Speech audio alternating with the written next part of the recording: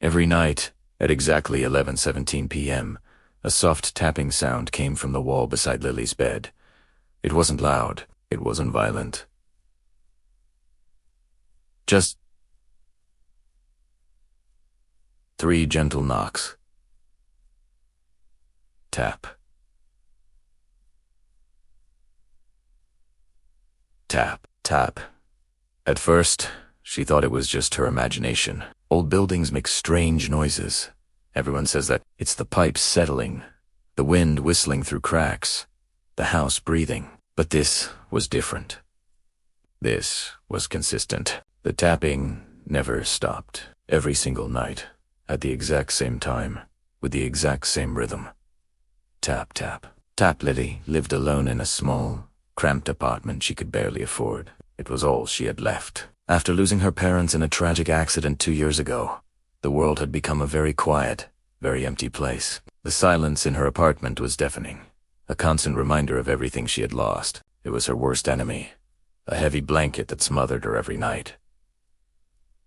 So when the knocking began, she didn't feel fear. Not really. Instead, she felt something strange, something she hadn't felt in a very long time. It was a flicker of comfort. It was a presence. A sign that she wasn't completely alone in the universe. The rhythmic sound was like a steady heartbeat in the dead of night, a tiny anchor in the vast ocean of her loneliness. One night, after weeks of listening to the familiar pattern, Lily gathered all the courage she had. Her hand was trembling as she raised it to the cold, painted wall. She waited for the usual sound. 11:17 p.m.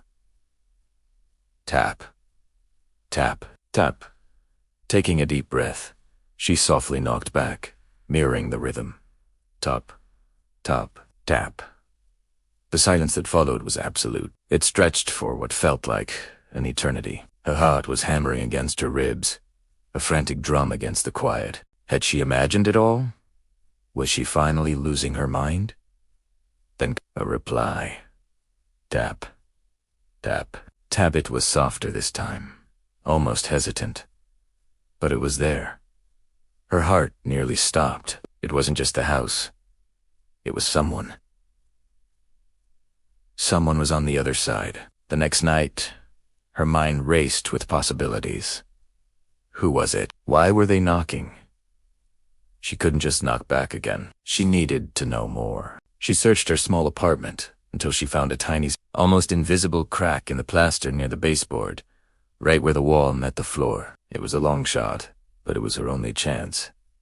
She found a scrap of paper and a pen. With a shaky hand, she wrote, "Who are you?" She folded the note into a thin strip and carefully, painstakingly, slid it through the tiny crack. She waited, her breath held tight in her chest. For a moment, nothing happened. Then, she saw the edge of the paper begin to move. It was sliding back. Slowly, inch by inch, it emerged from the crack. She snatched it, her fingers fumbling as she unfolded it. The handwriting was faint, shaky, like a spider's web on the page. It read, "Someone who was forgotten." Days turned into weeks. The tapping continued, but now it was accompanied by their secret correspondence. Messages were passed back and forth through the crack in the wall. They never exchanged names. They never described their faces. It didn't seem to matter. They communicated through the raw, unfiltered truth of their words, written in that same shaky handwriting. The person behind the wall wrote about a profound, crushing loneliness, about being trapped in a place where time stood still, where no one ever listened, where their voice was just an echo in an empty room. They wrote about feeling invisible, a ghost in their own life, and Lily, for the first time since the accident, opened up. She poured her heart out onto those little scraps of paper. She wrote about her parents, about the gaping hole they left in her life. She wrote about the nights where the grief was so heavy it felt hard to breathe, where the silence screamed louder than any noise. She confessed her deepest fears, her most secret sorrows. With each message passed through the wall, the physical barrier between them seemed to melt away. It was no longer just a wall separating two apartments. It was a bridge built of shared pain and mutual understanding. They were two lonely souls who had found each other in the darkness. Lily no longer dreaded the night. She looked forward to 11:17 p.m., to the familiar tapping and the comfort of knowing someone else was awake, someone who understood. One evening, a new feeling bloomed in Lily's chest, overriding the sadness.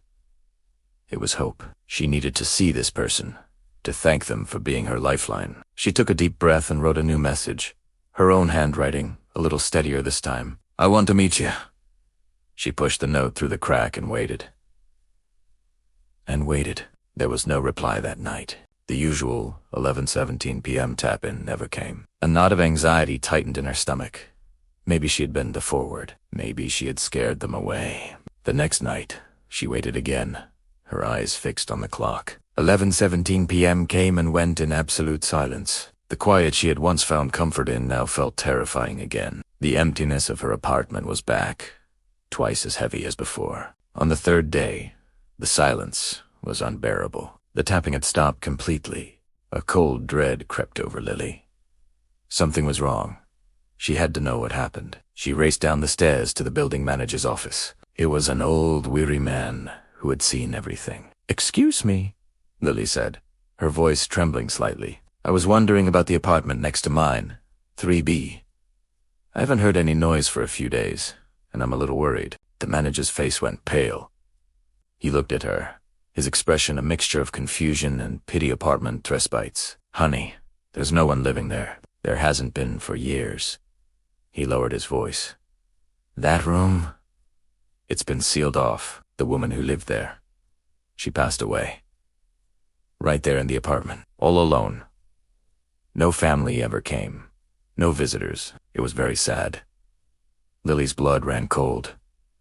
The world tilted on its axis.